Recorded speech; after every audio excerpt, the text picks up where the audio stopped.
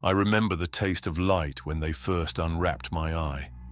The medici attendants worked with ritual precision, their hands steady as they removed layer after layer of blessed gauze that had covered my forehead for 6 days following the final surgery. 6 days of darkness and anticipation. 6 days of prayers whispered by house chaplains and sedatives administered through silver needles. 6 days of knowing that when the bandages came away, I would see the universe as it truly was, and that sight would change me forever. The last strip of gauze pulled free, and I opened my third eye for the first time. The Astronomicon struck me like a physical blow, a pillar of golden light so brilliant it seemed to burn through dimensions I had never known existed, stretching across impossible distances from holy terror to touch every corner of the galaxy. It was the Emperor's will made manifest, a beacon blazing with the souls of 10,000 psychers who died screaming every day to maintain its fire. Beautiful, terrible, necessary. I wept at the sight of it, though I could not tell if the tears were from pain or rapture, or both intermingled beyond distinction. But behind the light, pressing against it like hands against glass, I saw the other truth. The writhing darkness of the immaterium, the sea of souls and nightmares that humanity had learned to sail 10,000 years ago and had paid for that knowledge with every voyage since. Shapes moved in that darkness, things with too many eyes or no eyes at all, their forms flickering between states of matter that made my newly opened sight scream in protest. I heard voices, thousands of them, millions, speaking languages that predated human speech and promised things that no loyal servant of the Emperor should comprehend. Colors that had no names bloomed and died in the space between heartbeats. Geometries folded in on themselves, creating angles that should not exist in any reality governed by the laws of physics I had studied since childhood. The warp was alive, conscious, hungry, and it noticed me the moment I looked upon it. I felt its attention like pressure behind my forehead, a sensation of being simultaneously crushed and expanded, as if my consciousness was being forced through a space too small to contain it while also being stretched across distances too vast to measure. The taste of copper flooded my mouth. Ozone tinged the recycled air of the surgical chamber. My other two eyes, my human eyes, saw only the pristine white walls of the medici sanctum and the robed figures of my house's attendants watching me with mixture of pride and pity. But my third eye, my navigator's gift, my emperor-given curse, saw through those walls and the hull of the station beyond and into the roiling madness of the warp itself. I understood in that moment of terrible clarity that I would never see reality the same way again. The veil had been lifted, and there was no way to draw it back. Every surface would show me the warp pressing close beneath it. Every person would appear to me wrapped in the psychic resonance of their soul. Every shadow would contain the suggestion of things that watched from the other side of existence. I had been given sight, true sight, the ability to perceive the hidden currents that moved beneath the surface of the material universe, and that sight would destroy me, degree by degree, year by year, until nothing remained but a thing that could barely remember being human. The chief medici approached, his augmetic eye clicking as it adjusted focus. His voice reached me as if from a great distance, though he stood close enough that I could smell the sacred oils on his robes. "Welcome, Navigator Cassia Petruso," he said. "Your transformation is complete. You are ready to guide humanity through the darkness." I tried to speak, but found that words had become strange things, inadequate symbols for what I had just witnessed. Instead, I closed my third eye, felt the carved bone shutters that the surgeons had grafted over it slide shut, and the universe contracted back to something approaching normal perception. Almost. because even behind closed lids, I could still feel the Astronomicon burning in the distance, a lighthouse in a storm that would never end. That moment in the Medicae Sanctum felt like the culmination of a journey that had begun long before I was born. My bloodline had been preparing for my transformation since the Age of Strife, when the first of House Petruso developed the mutation that would define our existence. 10,000 years of carefully controlled breeding, genetic manipulation, and political maneuvering, all designed to produce navigators capable of guiding humanity's ships through the hell between the stars. I was born in the fortress estate on Hydrafor, a sprawling complex of Gothic spires and underground vaults that had housed my family for 3 millennia. The architecture spoke of ancient wealth and older fears. Windows were narrow slits carved through walls 6 meters thick, corridors twisted and doubled back on themselves, designed to confuse intruders who might seek to assassinate Navigator bloodlines and claim their monopoly on warp travel. Gargoyles leered from every corner, their stone faces carved to resemble the mutations that marked our family as both blessed and cursed. My earliest memories are of opulence wrapped in genetic horror, cousins who walked the halls with grace despite possessing too many fingers on each hand, the extra digits carefully hidden within embroidered gloves during formal occasions. An uncle whose skin had taken on a faintly luminescent quality, forcing him to remain in the shadowed wings of the estate where visitors would not see. A sister born with vestigial eyes scattered across her shoulders, beautiful and terrible, who spent her childhood in surgical theaters, while Medicae attempted to remove what could be removed without damaging what made her valuable. We learned early that we were privileged monsters, necessary aberrations, sanctioned mutants whose existence violated every law the Imperium held sacred, except the oldest and most important law of all: survival. Without navigators, humanity's ships would be lost in the warp, unable to perceive the Astronomicon or chart safe routes through the Immaterium's currents. We were indispensable, and that indispensability bought our houses wealth and power that even planetary governors envied. But it also bought us isolation. Servants averted their eyes when we passed, making the sign of the Aquila with trembling hands, not from devotion, but from fear. They had been trained since childhood never to look directly at a navigator, never to meet our gaze, to treat us with the reverence reserved for holy relics and the caution reserved for armed explosives. My education began at age 6. Masters taught me stellar cartography, using charts that showed both real space and the twisted reflection of the warp. I learned the names of stable routes that had been mapped by my ancestors over centuries of trial and fatal error. I memorized the litanies of protection that navigators whispered before opening their third eye, prayers to the Emperor that might shield us from the attention of things that swam in the deep warp.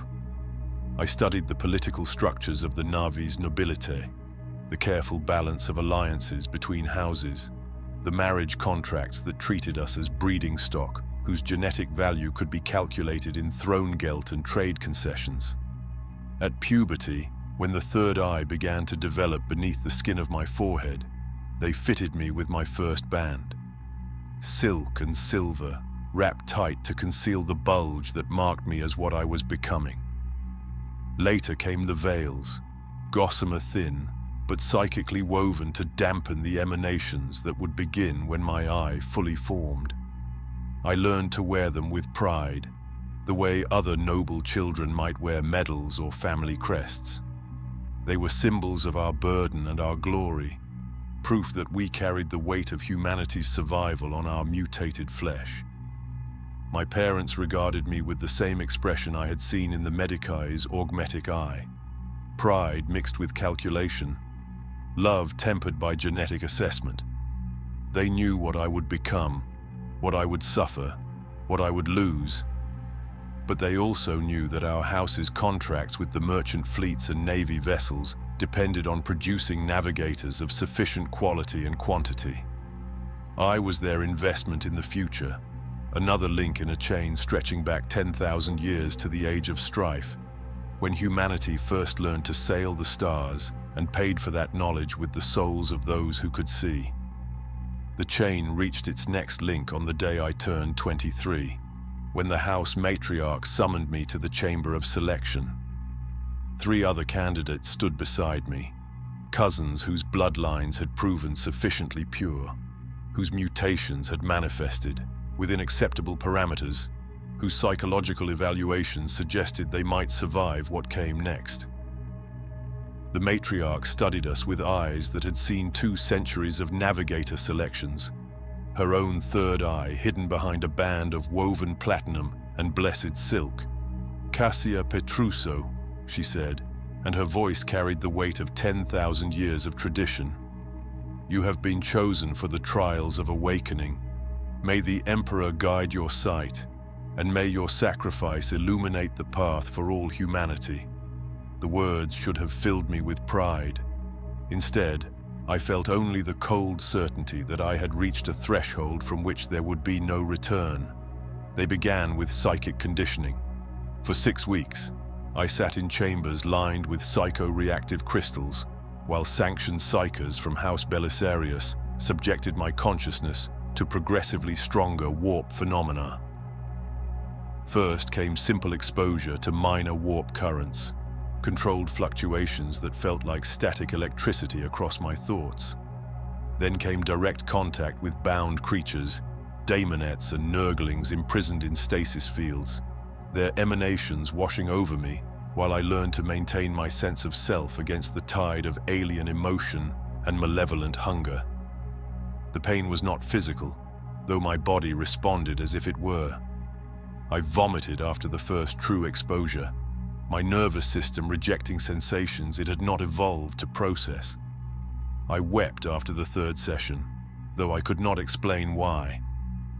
The psychers watched with clinical detachment, making notations on data slates, adjusting the intensity and duration of each exposure according to protocols refined over millennia of experimentation on navigator candidates. Between sessions, tech priests implanted mental wards directly into my cerebral cortex, crystalline matrices designed to create barriers within my own consciousness, walls that might prevent total dissolution when I finally looked upon the raw warp without protection. The surgery required them to drill through my skull in 7 precise locations, inserting filaments of psychically reactive material that would grow into my neural pathways like roots seeking water. I remained conscious throughout the procedure, as tradition demanded, feeling each insertion as a violation of something that should have remained inviolate. The final surgery came on the eve of my 24th birthday. They laid me upon a table carved from a single piece of Terran marble, its surface inscribed with prayers in languages older than the Imperium. Chief Medicae Varro performed the operation himself, his centuries of experience evident in each precise movement. The incision across my forehead burned with a cold fire, nerve endings screaming as he peeled back skin and muscle to expose the bone beneath.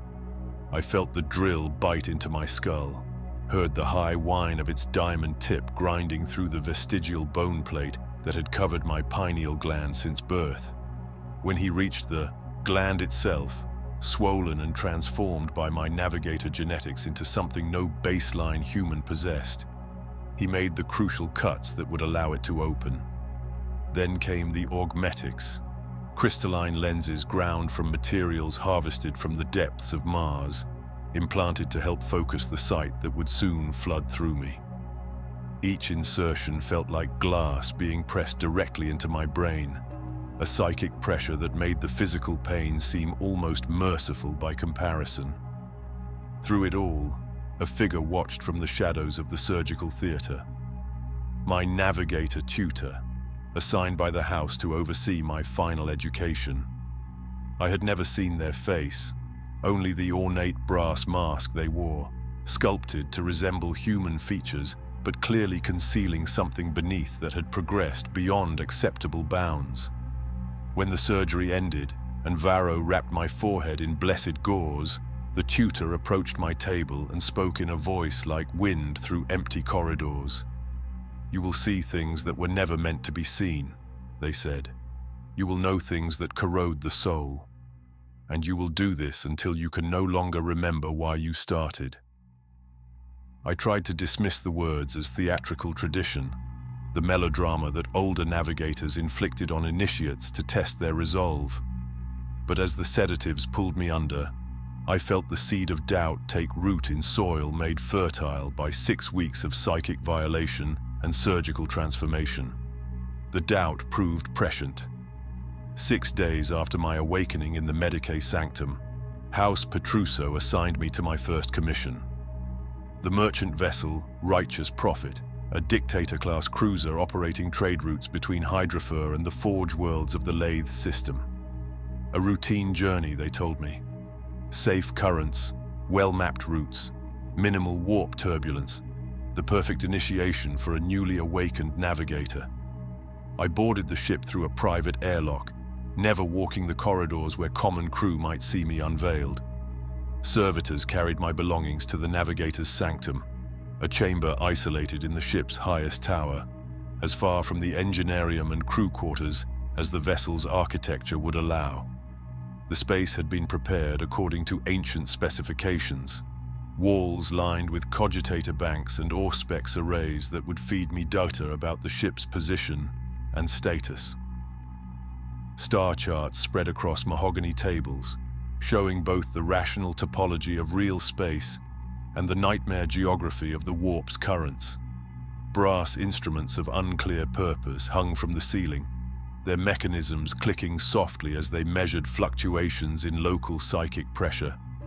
At the chamber's center stood my throne, not the simple chair a captain might use, but a Baroque construction of carved wood and brass fixings designed to cradle a navigator's body during the strain of translation. Restraints dangled from its arms, ready to hold me if the sight of the warp should cause convulsions. Neural interface, cables snaked from its headrest, waiting to plug directly into the ports the Medicae had installed behind my ears. The crew treated me with carefully rehearsed deference.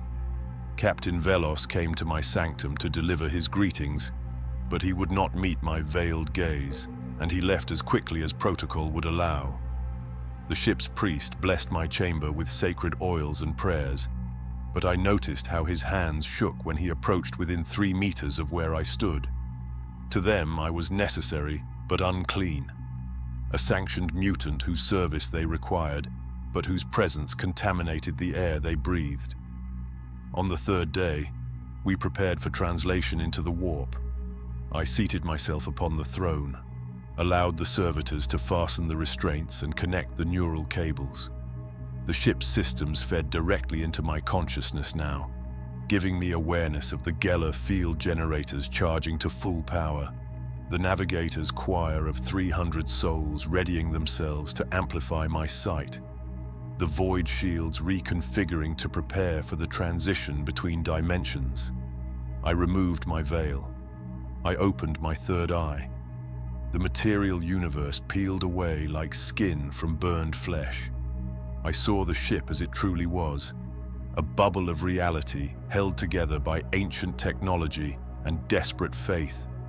The Geller field appeared as a translucent membrane separating us from the infinite madness beyond, flickering and flexing as it maintained the boundary between physics and nightmare. Beyond that membrane, the warp churned with colors that had no names and movements that followed no law of motion I had ever studied. And there, distant but achingly bright, burned the Astronomicon, the Emperor's lighthouse, calling to me across impossible distances. I felt its pull like gravity, like love, like the promise of salvation in an ocean of damnation. My purpose crystallized in that moment. I would guide this ship toward that light, navigating the currents between here and there, steering us through the safest path I could perceive.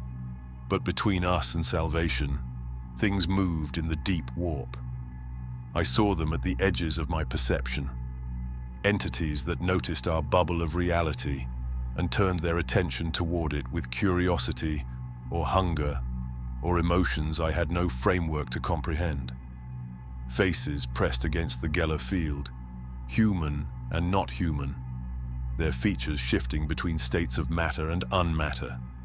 Some were small, darting things that scattered when I looked directly at them. Others were vast, their true forms extending beyond my ability to perceive, so that I saw only fragments, suggestions, the shadow cast by something that existed partially outside the dimensions my enhanced sight could access. They whispered in languages that predated humanity's first words, promises and threats and offers that I could not quite understand but felt resonating in the deepest parts of my consciousness. The Geller field held. The Emperor's light guided me true. I navigated us through 6 days of warp travel and brought the righteous prophet into real space exactly where Captain Velos had requested. The voyage was successful, and Captain Velos commended my service in his official reports. But success brought no peace. In my sanctum, alone with my instruments and star charts, I could not unsee what I had witnessed in those 6 days between the stars. The faces pressing against our reality, the entities that had noticed us and followed our passage with attention that felt almost affectionate, the way a child might watch an insect struggling in amber. Sleep became difficult. When I closed my human eyes, my third eye saw through the lids, perceiving the thin membrane between real space and the warp even here in the material universe. I saw the dreams of sleeping crew members bleeding through bulkheads, their unconscious minds touching the immaterium in ways they would never consciously comprehend. I heard whispers in the ship's recycled air, echoes of the voices I had heard in the deep warp, promising things I tried not to understand. House Petruso was pleased with my performance. More commissions followed, trade routes to Scintilla, military escort duty to battle fleets in the Calixis sector. Emergency supplies rushed to Forge worlds suffering production shortfalls. Each navigation was successful. Each navigation changed me a little more. After my 15th voyage, I noticed that my third eye would no longer fully close. The bone shutters that the surgeons had grafted over it no longer sealed completely, leaving a sliver of perception that allowed me to see things I should not see when walking in real space. I began wearing thicker bands, silk layered with psychoreactive thread, and veils woven from materials that cost more than most imperial citizens would earn in a lifetime. But even through those barriers, my sight leaked into the world around me. I saw auras now, emotional states made visible as colors that clung to people like fog. Fear showed as sickly yellow. Rage burned red with edges of black. The rare moments of genuine joy appeared as pale gold, so beautiful and fragile that I mourned when they faded. Those with psychic potential, untrained and unaware, glowed with a faint luminescence that marked them as either future servants of the Imperium or future threats to be eliminated by the Inquisition. My other senses heightened in ways that no human baseline should experience. I could smell fear before danger manifested, a sharp metallic tang that preceded accidents or violence by minutes or sometimes hours. I tasted corruption in the reclaimed air, knew when sections of the ship had been exposed to warp taint even before the tech priests confirmed micro-breaches in the Geller field's integrity. I heard the rhythm of other heartbeats through 3 bulkheads, felt the pulse of the ship's plasma reactors as if they beat in synchronization with my own twin hearts. These gifts made me a better navigator. I could anticipate warp turbulence before it manifested. I could sense when entities in the immaterium took particular interest in our vessel, allowing me to adjust our course to avoid their attention. Captain Velos began requesting me specifically for dangerous routes, trusting my enhanced perception to guide his ship through passages that other navigators deemed too risky. But the gifts also isolated me further. During one voyage aboard the Righteous Prophet, I perceived something that saved us all but deepened the crew's superstitious dread. 3 days into our warp translation, I felt wrongness bleeding through the lower decks. Not the ordinary taint of warp exposure, but something focused and intentional. I left my sanctum, something navigators rarely did during transit, and followed that sensation to the crew quarters, where I found junior technician Marius kneeling before a makeshift shrine. He had scratched symbols into the deck plating with his own blood. Symbols I recognized from my training in warp phenomena, marks of the ruinous powers that should never be drawn by human hands. His eyes had taken on a glassy quality, and when he looked at me, something else looked out through his gaze. Something that noticed my third eye, and smiled with teeth too numerous for any human mouth. I killed him before the possession could complete. My hands, stronger than they should have been, crushed his throat while I whispered prayers to the Emperor. Then I called for the ship's armsmen and pointed them toward the micro-tear in the Geller field that had allowed the entity to reach through. The tech priests sealed the breach. Captain Velos commended my vigilance in his reports and ordered Marius's body burned with the appropriate rituals. But I saw how the crew looked at me afterward, not just with reverence and revulsion, but with pure terror. I had walked among them with my bands and veils in place, and somehow I had known. Somehow I had seen what should have been invisible. They began making the sign of the Aquila whenever I passed, and some wore charms of blessed iron to ward against my gaze. I tried to maintain connection with my siblings through astropathic communication, sending letters through the choir when the ships I served allowed it.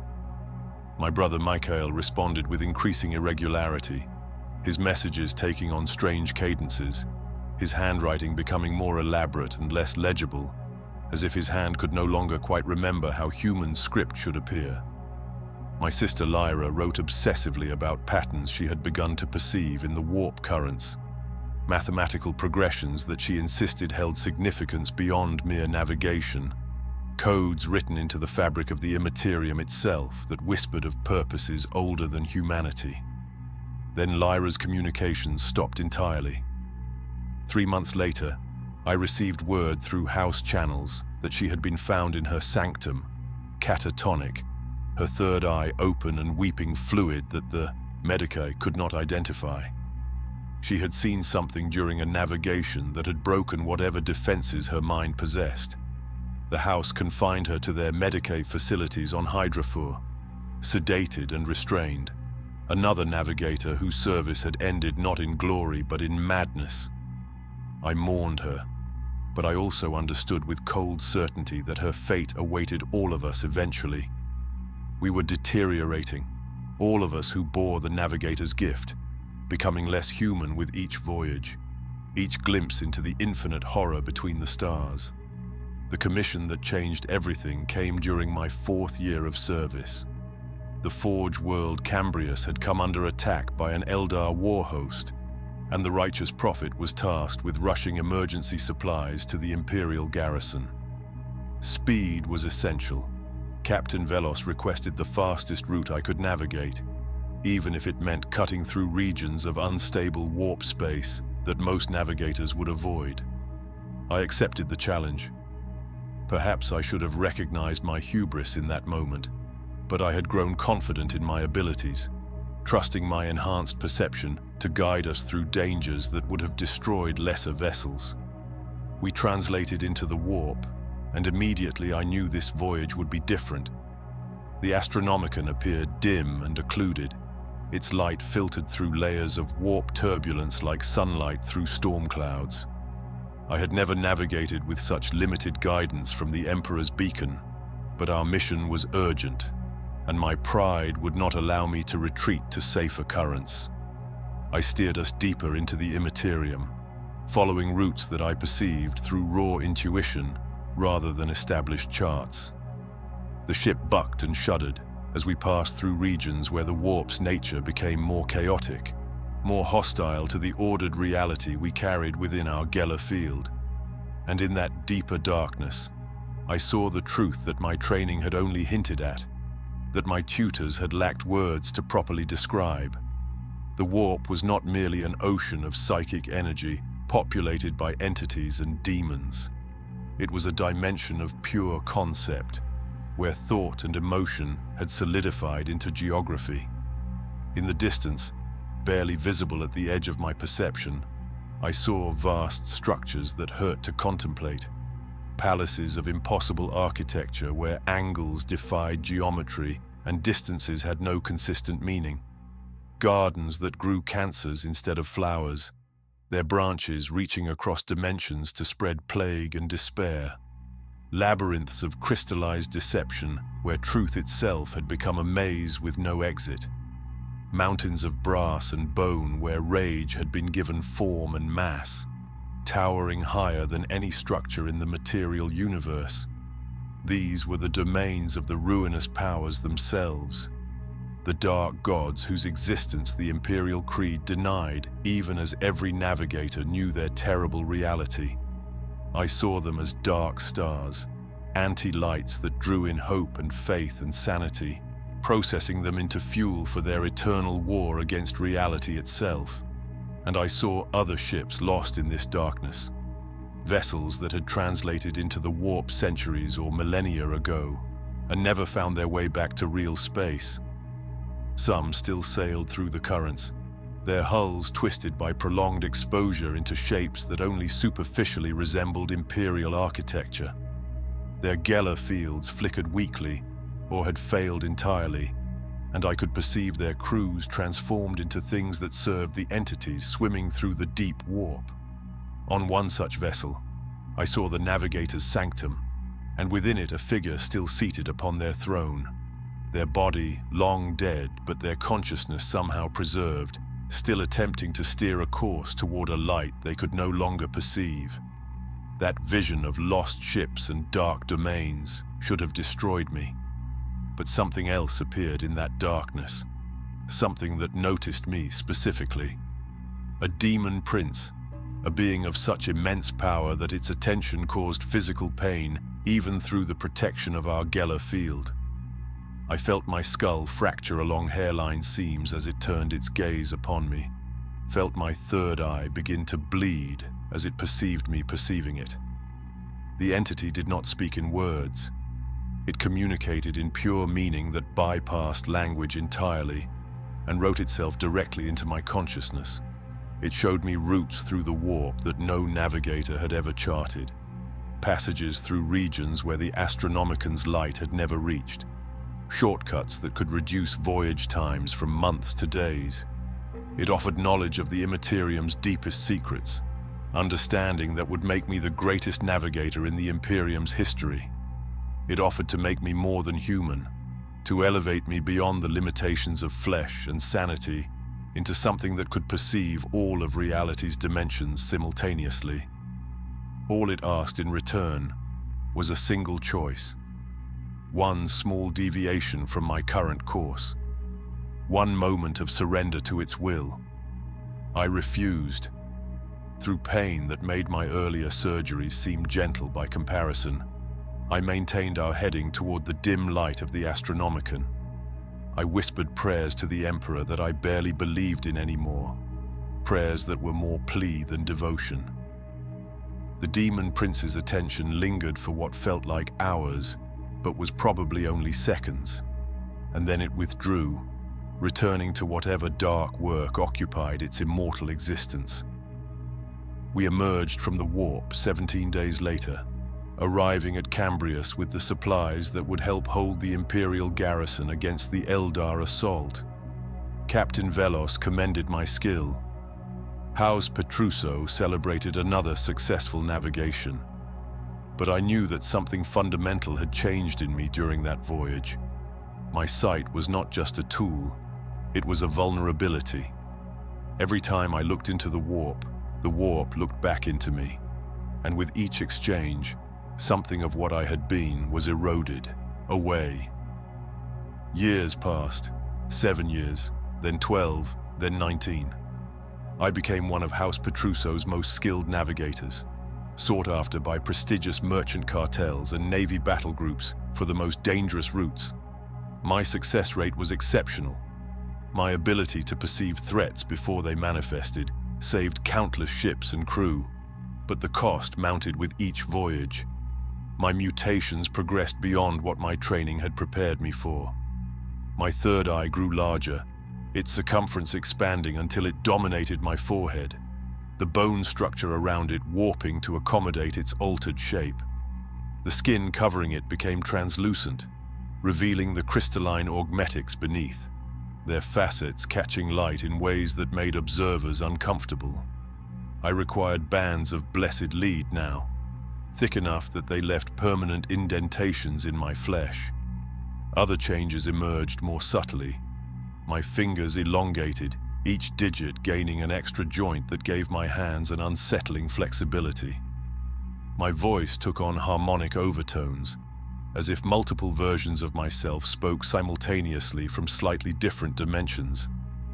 I found I needed to eat less frequently, sustaining myself partially on the ambient psychic energy that permeated all space.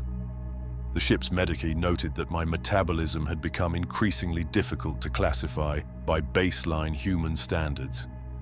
Between contracts, I returned to the house estate on Hydra 4, but the place that had once been home now felt alien. Or perhaps I had become alien to it. My relatives looked at me with expressions I had once seen only on the faces of common crew. A younger cousin, newly inducted into Navigator training, approached me at a formal dinner with the same mixture of awe and horror that I remembered feeling toward the ancient navigators of my own youth. She asked for advice about the upcoming surgeries, but I saw in her eyes that she feared becoming what I had become. I tried to maintain the rituals of normalcy. I attended house functions, sitting through tedious negotiations about breeding contracts and trade route monopolies. The matriarch suggested several potential marriage alliances with other Navigator houses, matches calculated to strengthen bloodlines and political connections. I made the appropriate responses, but social interaction had become increasingly difficult. I saw too much now. The veils that others wore to hide their thoughts and emotions were transparent to my altered perception. I knew their fears, their ambitions, their secret shames, all laid bare by the sight I could no longer fully control. The most painful moment came during my 27th year of service, when House Petrusso arranged a meeting with Navigator Dorian of House Jule. He was accomplished, his bloodline compatible with mine, his mutations within acceptable parameters. The breeding contract would have strengthened both houses considerably. We met in one of the estate's formal gardens, surrounded by flowers, genetically modified to bloom despite Hydra 4's polluted atmosphere. We spoke of navigation, of routes we had traveled, and dangers we had survived. Our conversation should have built connection between two people who shared unique experiences that no baseline human could comprehend. But when we moved toward intimacy, when tradition required we assess our physical compatibility for future offspring, I realized with horror that I could no longer perceive him as flesh and blood. My third eye saw through his body to the psychic essence beneath. I perceived the shape of his soul, the patterns of thought and emotion that constituted his consciousness. The experience was metaphysical rather than physical, transcendent in ways that should have been beautiful, but instead filled me with profound loneliness. I was touching something deeper than flesh, more intimate than any physical union, but I had lost the ability to experience simple human connection. Dorian sensed my distraction. He withdrew, his expression carefully neutral, but I saw the disappointment and confusion in his aura. The breeding contract negotiations ended quietly. Both houses agreed that perhaps the match was not suitable after all. I understood then that I was becoming something other, something more and less than human simultaneously. My enhanced abilities made me valuable to the Imperium, but they had stripped away the small human experiences that might have made that service bearable. I was a tool being perfected through use, but tools do not need comfort or connection, or the warmth of another consciousness recognizing their own. The summons came 3 months later, during one of my brief periods between contracts. A message delivered by House Servitor, requesting my presence in the deepest levels of the estate, in chambers I had not known existed during my childhood.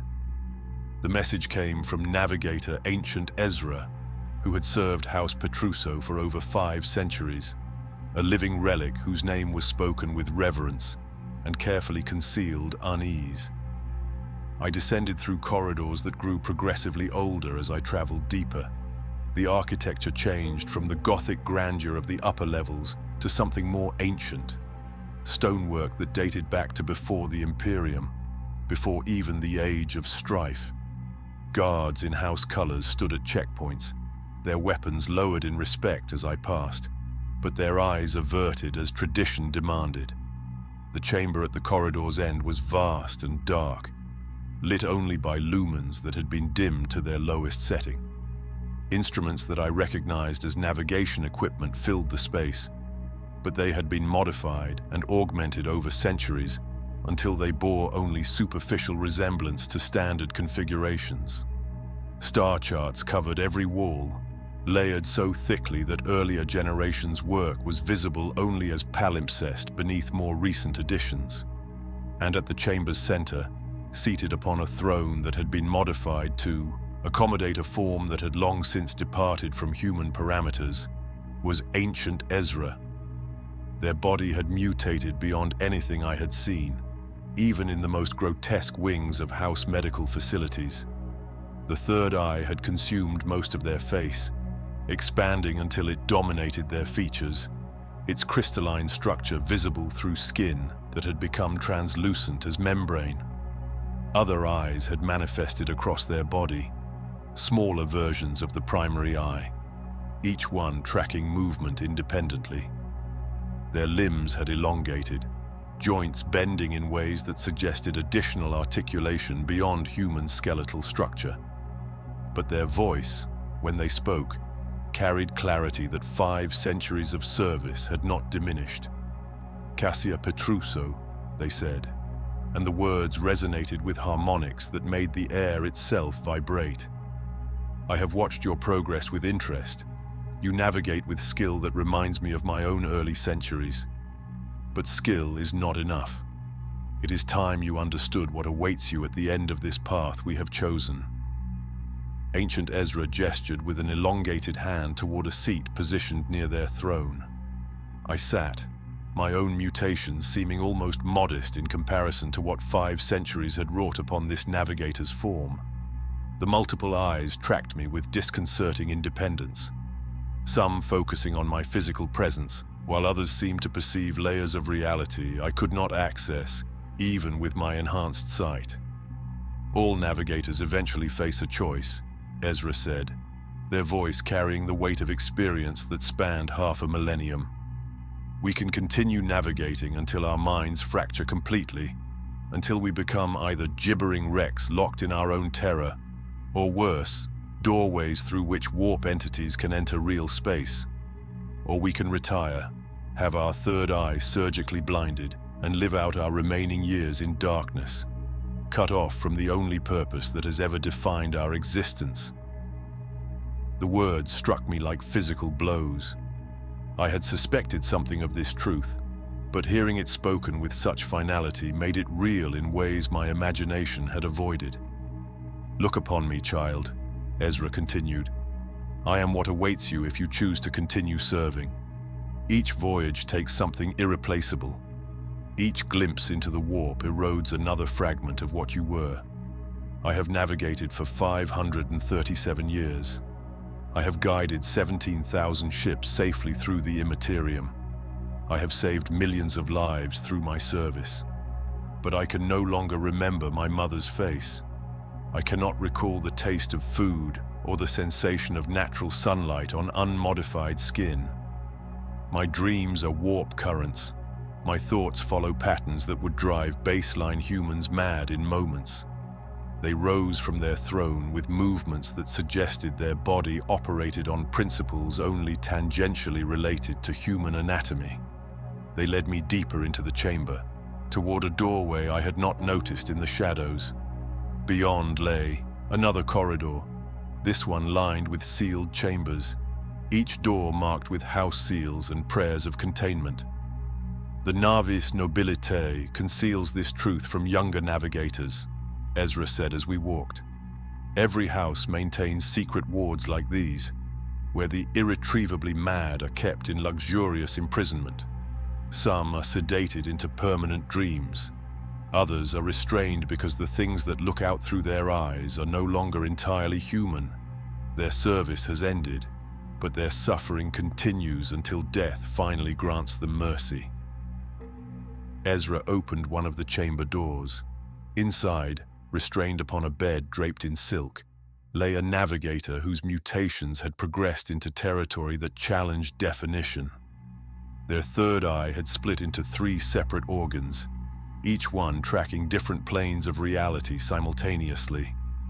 Their mouth moved constantly, speaking in languages that predated human civilization, words that made my own third eye ache in sympathetic pain. This was Navigator Septimus, Ezra said. He served for 240 years before his final navigation. He attempted to chart a route through a region where multiple warp storms had merged into a single catastrophic phenomenon. He succeeded. The ship survived. But Septimus saw something in that storm that broke whatever remained of his sanity. He has been here for 73 years, speaking to entities that only he can perceive, warning of threats that may or may not exist. The house keeps him comfortable, but he is beyond healing. We returned to Ezra's primary chamber. The ancient navigator settled back into their throne with what might have been a sigh, though the sound carried harmonics that suggested emotions I had no framework to interpret. I chose to continue, Ezra said quietly. Each time I consider retirement, I think of the ships that need guidance, the routes that only I have charted, the knowledge that would be lost if I withdrew my service. But I am approaching the limit now. I feel it in the way the warp whispers more seductively with each voyage, in the moments when I cannot quite remember whether I am in real space or still navigating, in the dreams where entities I encountered decades ago speak to me as if I were already theirs. They fixed their primary eye upon me, and in that gaze I saw the full weight of 5 centuries accumulated sorrow and determination. We are candles that burn at both ends, child. We light humanity's way through darkness, but we are consumed in the doing. The choice before you is not whether to burn, but how long you will allow the fire to consume you before seeking the mercy of blindness or madness. I left that chamber understanding that my fate was already written, that every voyage brought me closer to the choice Ezra had described. The question was not if I would reach that threshold, but when, and whether I would retain enough of myself to make the choice consciously, or whether it would be made for me by a mind too fractured to comprehend its own destruction. The commission came 6 months after my conversation with ancient Ezra. The fortress world of Hadrian's Stand had been under siege by Orc forces for 3 years, its garrison depleted, its supplies exhausted, its people surviving on desperation and faith. A convoy of supply ships was being assembled for an emergency relief mission, and they needed a navigator willing to guide them through the Ravager's Passage, a region of warp space where the boundary between dimensions had worn dangerously thin after millennia of heavy traffic and accumulated violence. Most navigators refused the commission. The passage had claimed 17 ships in the past decade, their navigators driven mad or killed by what they encountered in those unstable currents. But I accepted, perhaps because of what Ezra had shown me, because I understood that my service would end eventually, regardless of how carefully I chose my routes. Perhaps because the soldiers on Hadrian's stand deserved the chance to survive, and I possessed the skill to give them that chance. Perhaps because some part of me wanted to test myself against the worst the warp could offer, to see if I would break or endure. We translated into the Immaterium 3 weeks later. 5 ships in close formation, their Geller fields synchronized to create overlapping barriers against the madness beyond. I opened my third eye and immediately knew this voyage would be unlike anything I had experienced before. The warp was violent here, churning with energies that had been stirred into permanent turbulence by the passage of thousands of vessels over millennia. The Astronomicon appeared as a distant smear of light, its guidance unclear, its pull weak. I steered us into the Ravager's passage. Following currents I perceived more through intuition than knowledge, trusting instincts that had been honed through decades of navigation. On the 4th day of transit, a massive warp storm erupted around our formation.